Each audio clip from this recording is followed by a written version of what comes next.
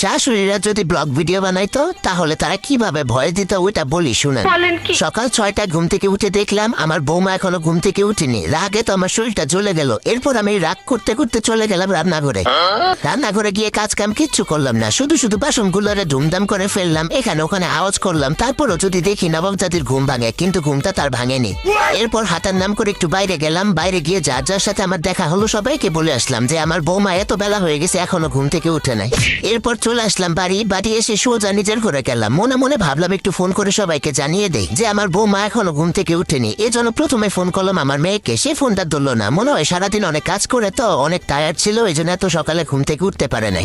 এরপর এক এক করে সবাইকে ফোন দিলাম, মাকে ফোন দিলাম, বোনকে ফোন দিলাম, আত্মীয় স্বজন যারা আছে সবাইকে ফোন দিলাম। ফোন দিয়ে সবাইকে এই সুযোগে জানিয়ে দিলাম যে আমার বৌমা এতটা বাজে এখনো ঘুম থেকে উঠে নাই। শ্বশুর শাশুড়ির প্রতি তার যে দায়িত্ব নাই এগুলো বলে দিলাম। এরপর আমি আর কি করব, টিভিটা চালিয়ে একটু টিভি দেখতে বসলাম।